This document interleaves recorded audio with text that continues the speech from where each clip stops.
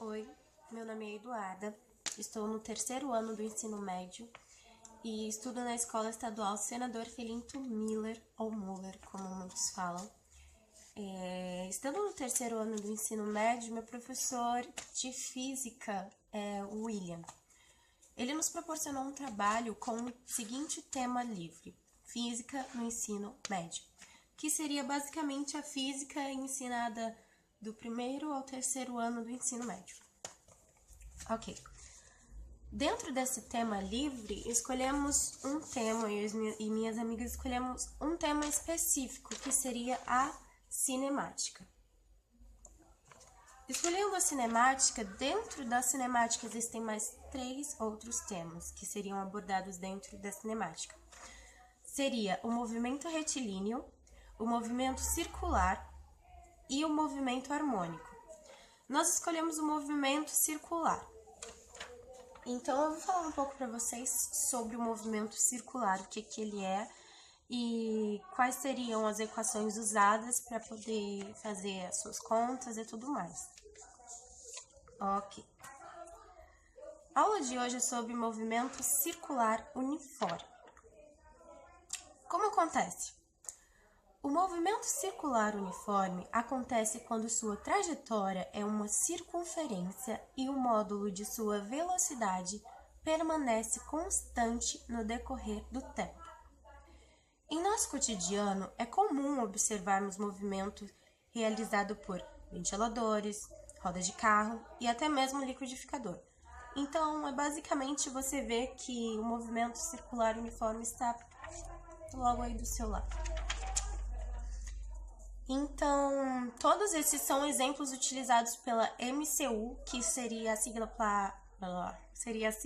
para Movimento Circular Uniforme.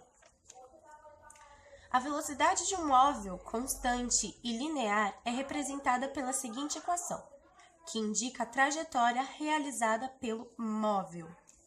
Seria esta equação aqui, que seria V igual a delta S sobre delta T. O que seria o delta S? Seria a variação do espaço. E o quanto o móvel, no caso, seria o quanto o móvel andou. E o delta T seria a variação do tempo. E o V seria a velocidade linear. Ok. A equação da velocidade linear e trajetória realizada por móvel qualquer. O que seria linear? Velocidade linear é a linha na qual o círculo vai andar, relativo à linha traço contínuo. Então, ele está se referindo sempre ali a uma linha, um traço contínuo, o exemplo, o círculo. O traço contínuo seria o linear. Agora, quando a velocidade do móvel ocorre de forma curvilínea, que seria curva, ou circular, teremos a análise da velocidade angular, que seria essa aqui. Seria a análise do movimento curvilíneo. O movimento curvilíneo seria este movimento aqui. Ele faz um movimento assim. Seria do A até o B, o espaço. Ok. É importante observar que quando a velocidade do móvel ocorre, é de forma curva. É necessário analisar, além da velocidade linear, um outro tipo de velocidade presente, que é a velocidade angular, que é exatamente o ângulo que seria formado imaginariamente entre os pontos de trajetória. Então, seria este aqui, a equação, seria essa aqui. Essa é a equação aqui, que seria o Wzinho, que representa a velocidade angular do móvel, e o M, que seria o móvel, que seria a velocidade angular do móvel. O Y, não, mentira, desculpa, seria o W e o M. E o delta e esse que normalmente as pessoas falam que é tipo um ozinho, porque é o que dá a impressão de ser um ozinho, ele significa o deslocamento do móvel. E o ΔT, como eu havia dito, seria o tempo. É possível observar que existem dois tipos de velocidade, sendo elas a velocidade linear e a velocidade angular. Sendo a velocidade linear v, seria a linha na qual o círculo vai andar.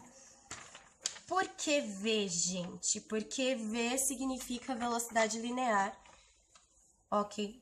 E seria a linha na qual o círculo vai andar, ok?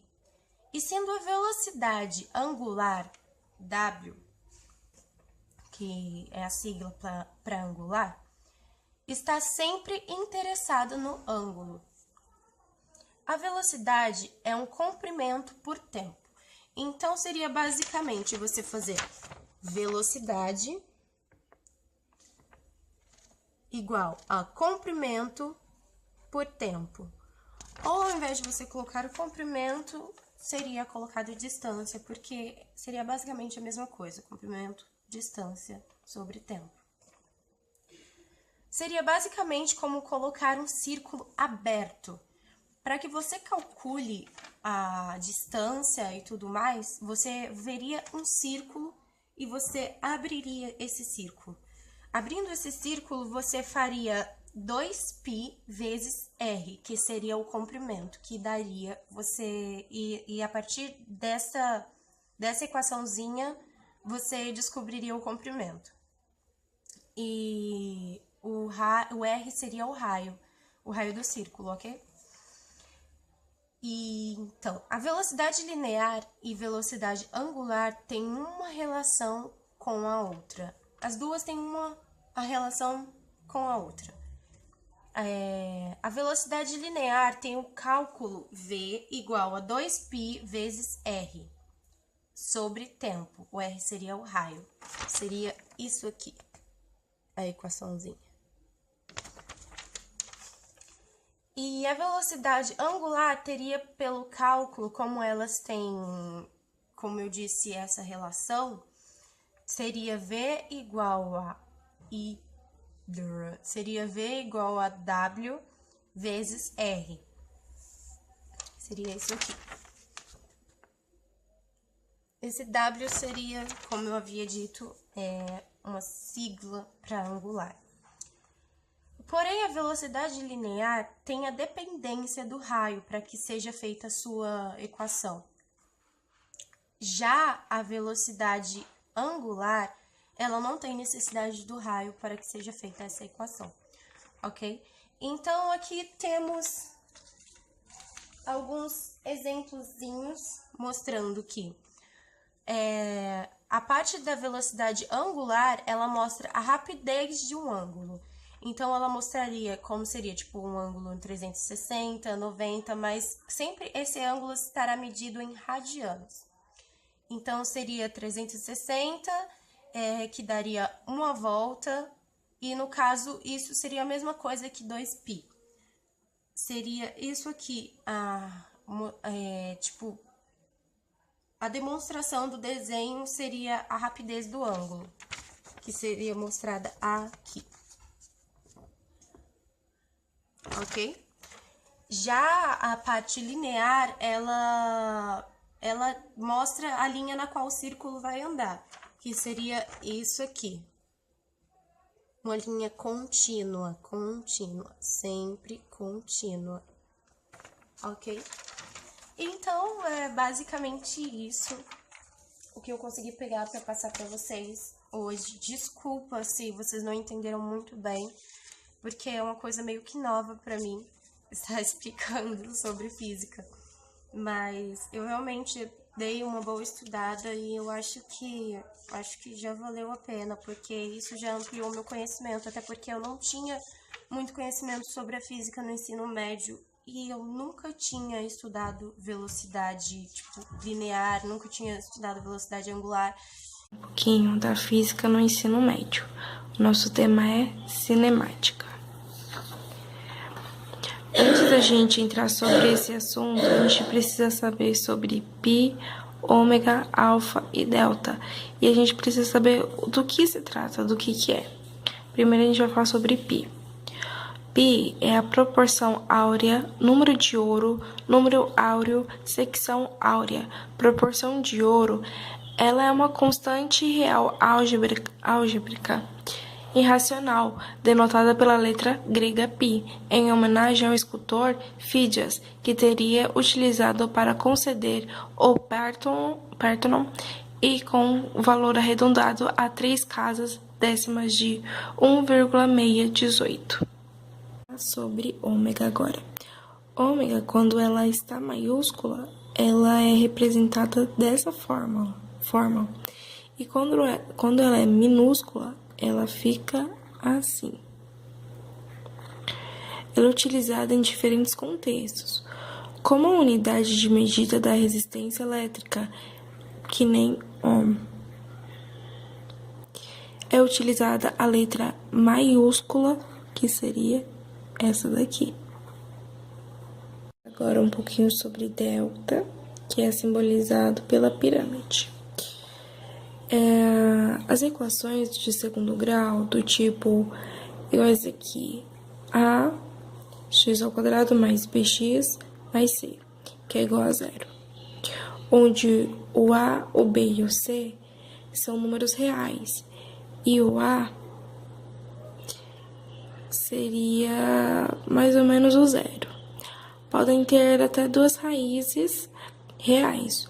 O número de raiz de uma equação do segundo grau irá depender do valor do discriminante ou delta. Metade de 360 seria 180, que seria 1π. Uma parte dela, 1/4, seria 2π e meio. Indo exatamente para o assunto que a gente vai falar, que é o movimento circular, as grandezas angulares. As grandezas angulares, até agora, utilizadas de deslocamento e espaço, que seria S, H, X e Y.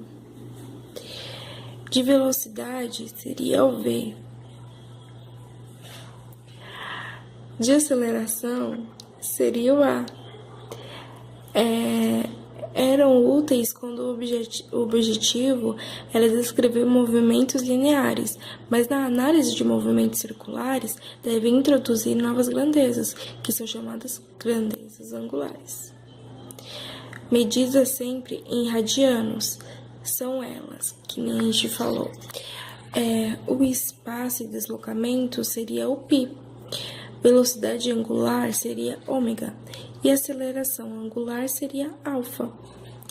Que nem aqui podemos ver o ângulo, que seria o ângulo teto, seria esse ozinho aqui, que é igual a S dividido por raio, que é arco, o S, e R, o raio. Aqui a gente vê um exemplo. Aqui, quando ela foi cortada, a gente vê que essa linha é o R e essa linha é o S. Logo, são valores diferentes. E aqui no meio seria o ângulo dela. Aqui, quando ela tem valores diferentes, ela é dividida e é dado o certo valor, que é o ângulo de teto. Graus e radianos. Quando uma circunferência tem 360 graus, logo ela teria 2π. Quando é sobre espaço angular. O que seria espaço angular? Espaço angular chama-se espaço angular ou espaço do arco formado, quando o móvel encontra-se a uma abertura de ângulo π qualquer em relação ao ponto denominado de origem. Ela é calculada da seguinte forma, que nem foi mostrado anteriormente. Ela seria arco dividido por raio.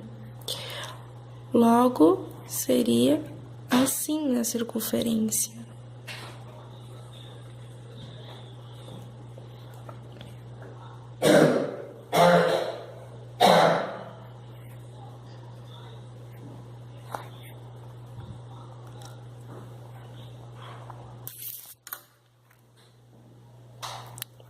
essa área toda aqui pintadinha.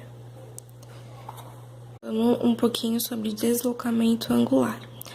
Assim como para o deslocamento linear, temos um deslocamento angular.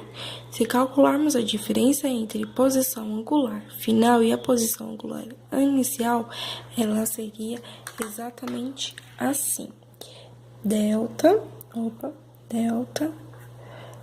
e π igual a π menos π zero.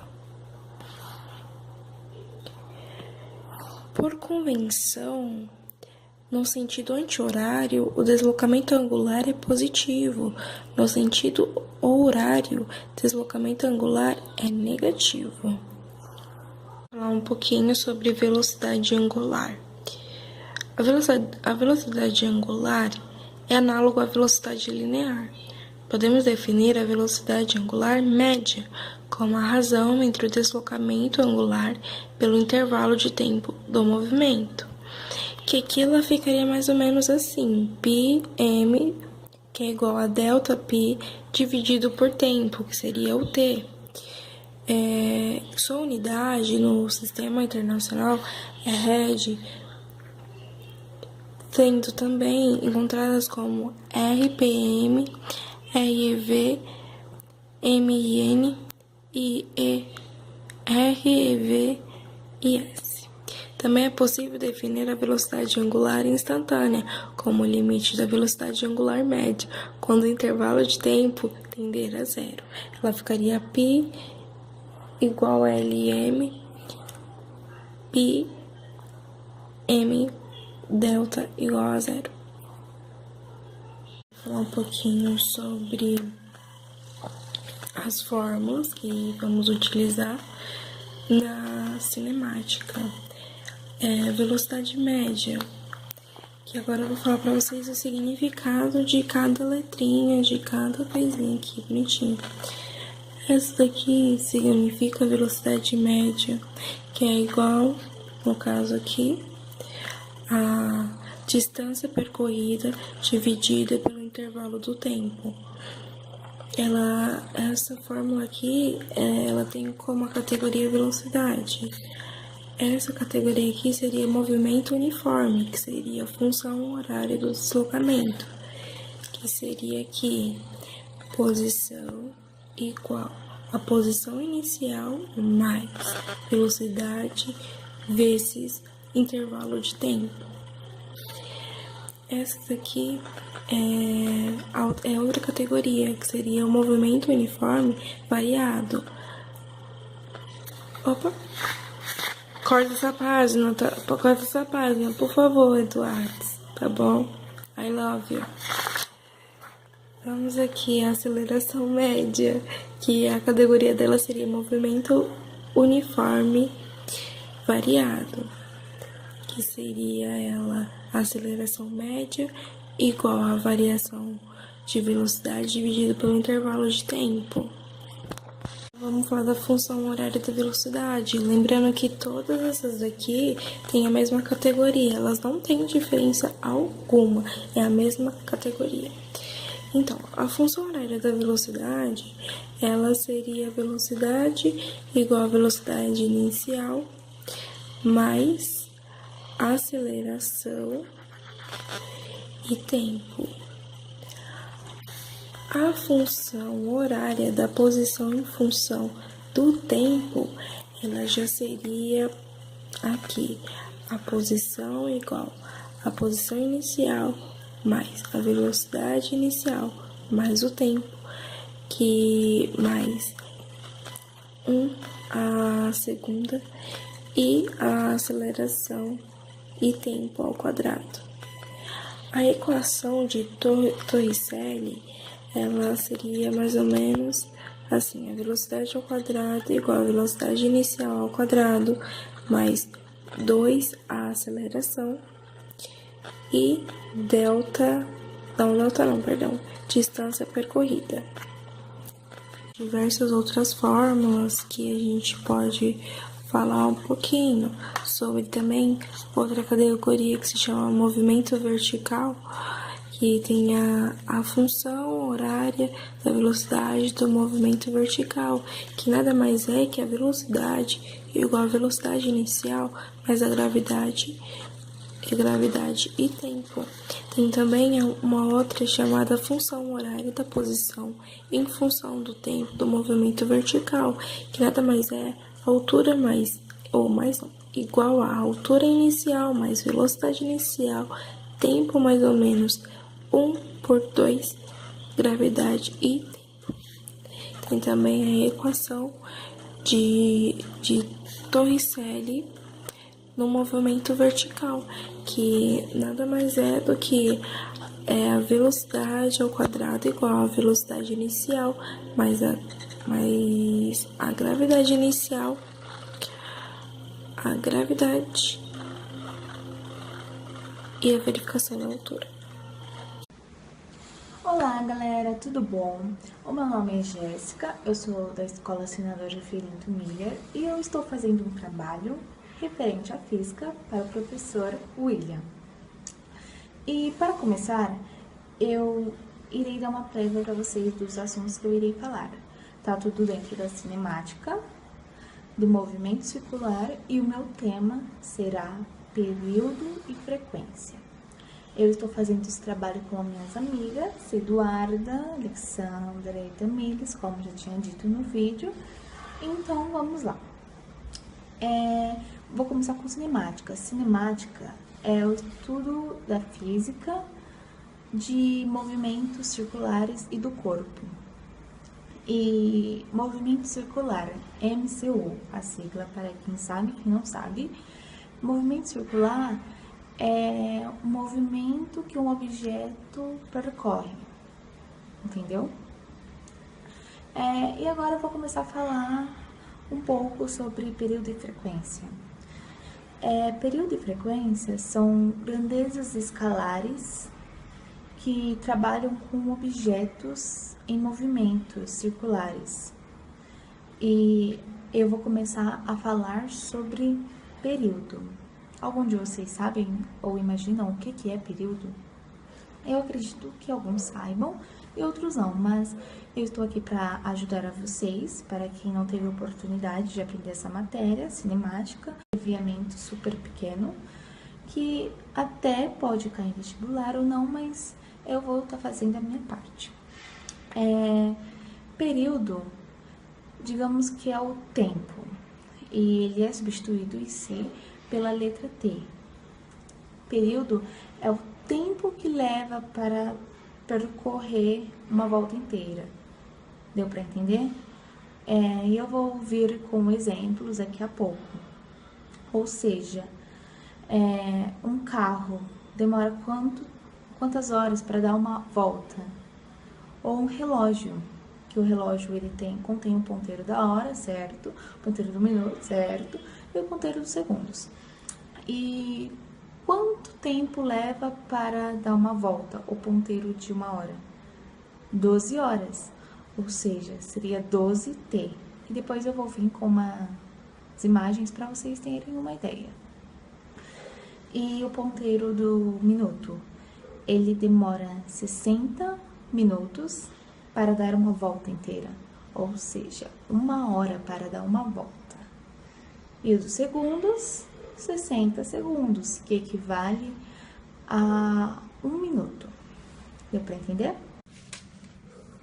Como eu estava falando do ponteiros de 1 hora, de hora, de minuto e de segundo, eu vou dar o exemplo aqui para esclarecer um pouco melhor. O ponteiro de 1 hora, ele leva 12 horas para dar uma volta completa. Certo?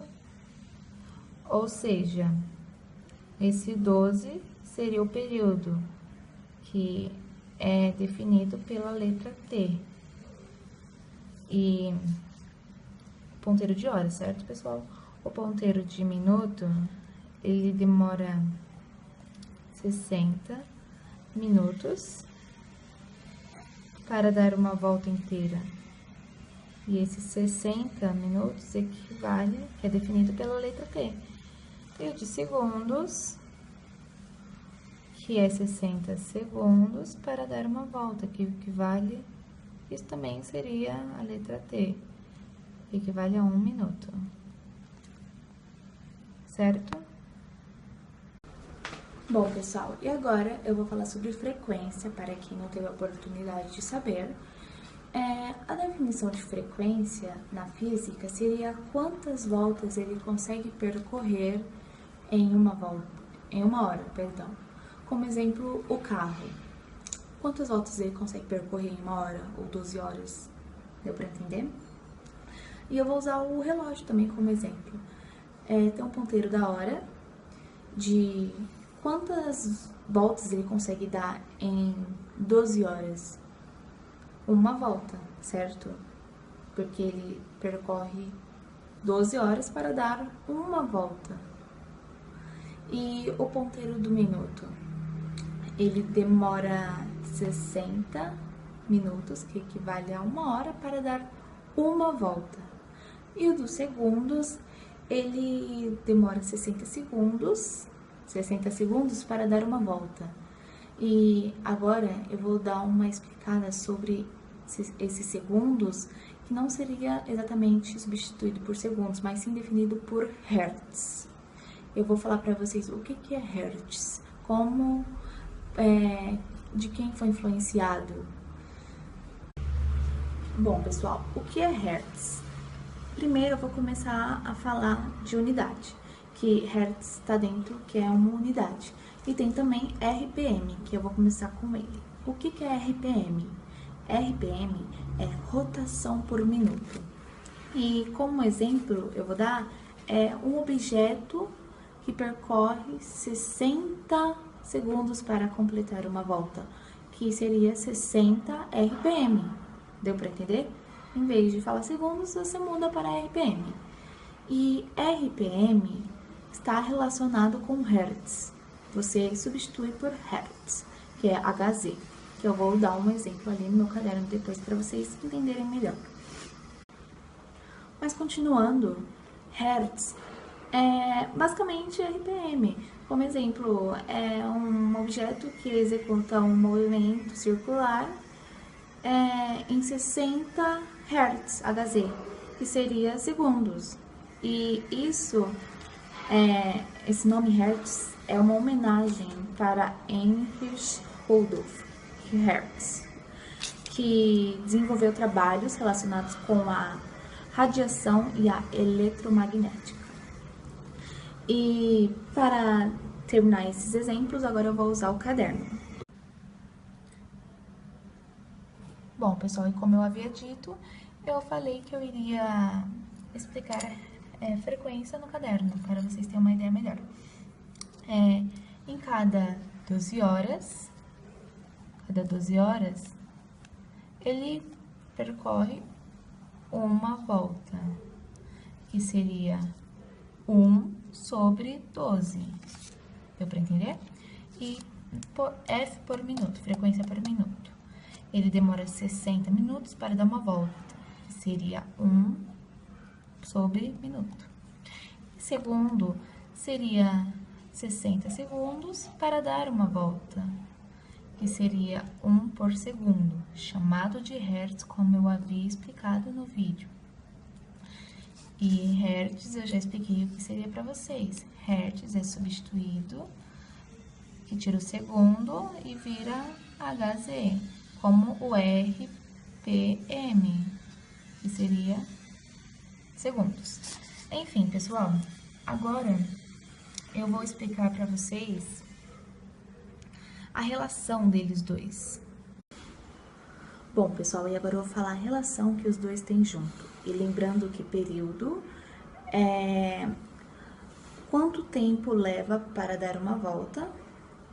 E frequência, vocês sempre têm que lembrar de repetições. Quantas voltas ele consegue dar em 1 hora? Bom, pessoal, continuando o exemplo, não esqueçam que período é o intervalo de tempo, substituído pela letra T, e frequência é repetições. quantas voltas ele consegue dar, substituído por f. Em um período, tem-se uma repetição, como exemplo, o ponteiro de horas. Continuando, como exemplo, o ponteiro de horas. Em 12 horas, ele contém uma volta, uma repetição apenas. E agora, em 1 hora, quantas repetições se tem? Eu vou dar um exemplo como o ponteiro de segundos. Em cada 60 segundos, ele, por exemplo, em 12 horas, ele vai tendo seus 60 segundos de volta, certo? E nada mais, nada menos do que eu estou querendo explicar é que isso é apenas uma regra de 3. E como isso sendo uma regra de 3, eu consigo multiplicar cruzado, que T vezes F é igual a 1, certo? E concluímos com isso que T é igual a 1 sobre frequência. Período é igual a 1 sobre frequência. E frequência, ai meu Deus, ignore meu F. Frequência é igual a 1 sobre período. É apenas isso, eu espero que vocês tenham gostado, que vocês tenham entendido e, acima de tudo, que o professor tenha gostado e entendido. Bom dia, galerinha, tudo bom com vocês? Tudo beleza? Tudo aqui? Bom, hoje eu estou aqui para apresentar sobre os ângulos. Meu nome é Alexandra, sou do 3º I e vamos lá. Bom, existem 5 ângulos: o ângulo central, o ângulo inscrito, o ângulo vértice exterior, o ângulo segmento e o ângulo de vértice anterior. Bom, hoje eu vou começar pelo ângulo central. Bom, o ângulo central é uma parte da circunferência, como vocês podem ver. Vou fazer aqui direitinho, perfeito.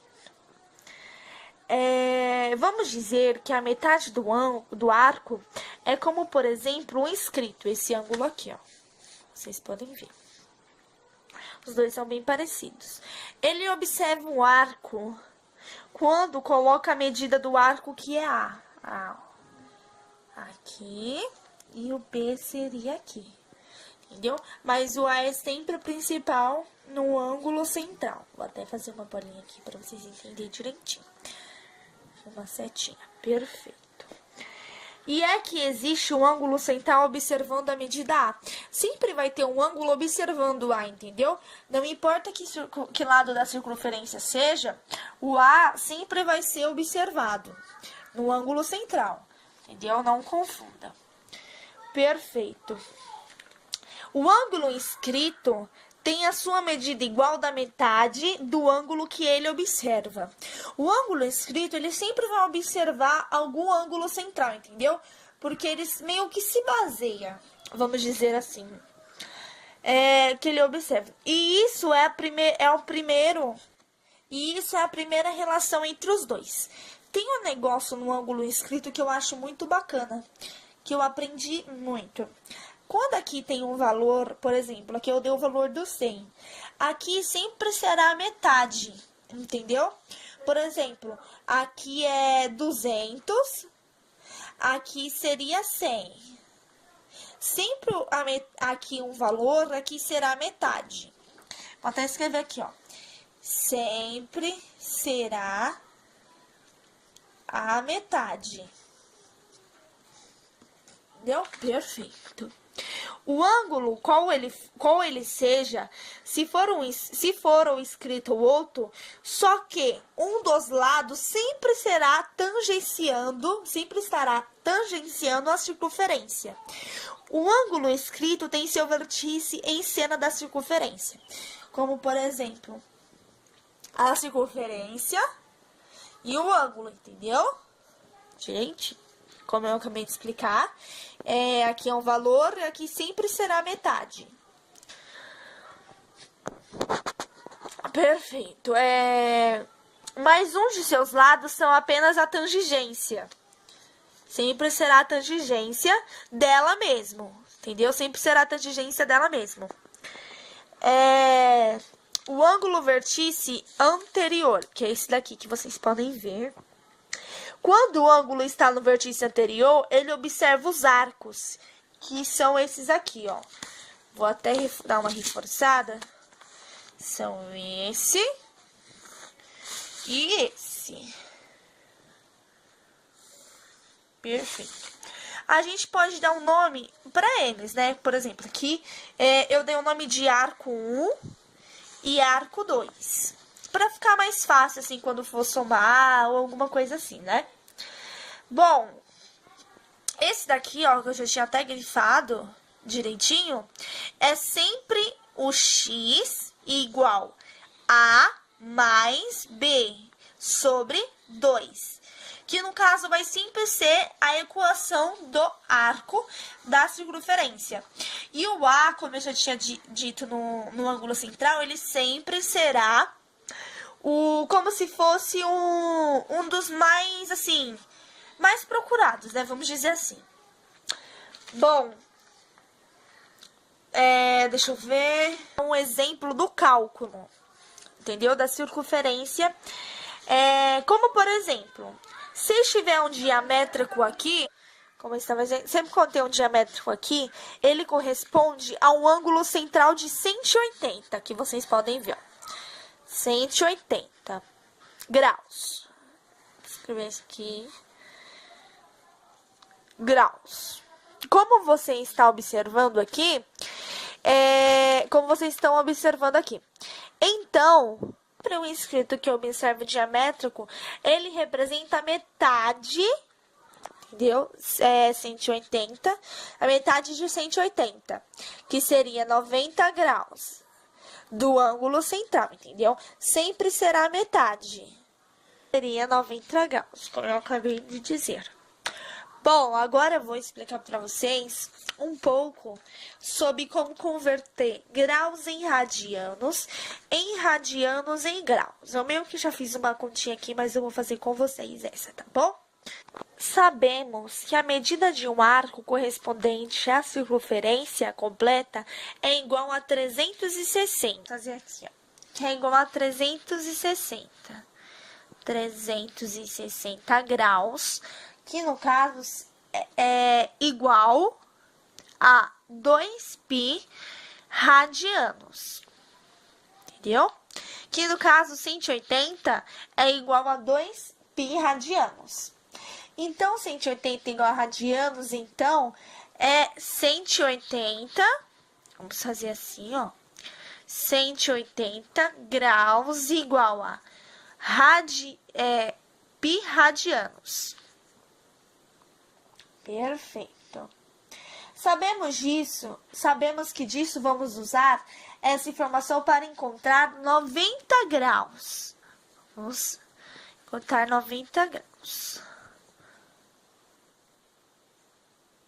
Em radianos. Não coloquei graus aqui, mas tudo bem. Em radianos. Então, 180 é igual a π e 90 graus x. Então, vai ficar, deixa eu ver, 180, isso, graus vezes 90 graus, π, aí fica x 90 graus vezes π sobre 180 graus. Que aí, ó, aí a gente colocaria aqui x, que é igual. A gente pode cortar esses dois zeros aqui para ficar mais fácil da divisão, entendeu? Fica bem mais fácil assim de anexar as coisas. Aí aqui ficaria, como a gente cortou o zero aqui, aí ficaria 9 π divide por 9 sobre 18, né, que a gente cortou o zero, 18 dividido por 9. Isso. Aí fica igual a x igual a π sobre 2. Isso. Aí, ó, depois de a gente fazer isso daqui, a gente vai fazer de radianos em graus. Aí eu vou pegar outra folha aqui e vamos fazer. Ó, aí fica 120 graus, mas não é 180 graus, né? Sobre π radianos, 120 graus por x e 180 por 120 dividido por π, né? Aí fica x igual a 120 π, né? Por 180, a gente corta os zeros, que eu achei isso muito fácil, gostei muito. E fica x igual a 12 π sobre 18. Muito bom, gostei muito. Aí aqui, isso mesmo. Seria isso. Muito obrigada, galera. Adorei fazer vídeo de aula com vocês. Beijinhos. Movimento circular nada mais nada menos é um movimento que o corpo descreve tendo um movimento circular. Nossa, Duda, tudo bom? Tudo bem. Oi, gente, boa tarde. Não, vocês fizeram errado.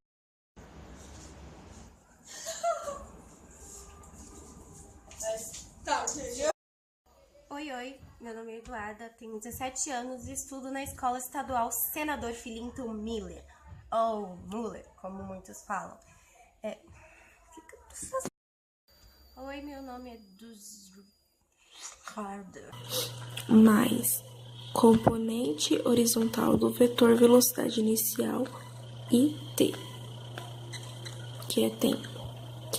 E que aqui eu esqueci de colocar o tempinho assim bonitinho. E aqui fica x. Na verdade, essa aqui a equação tá errada. Essa equação tá errada. Apaga essa parte minha, tia. Ela seria x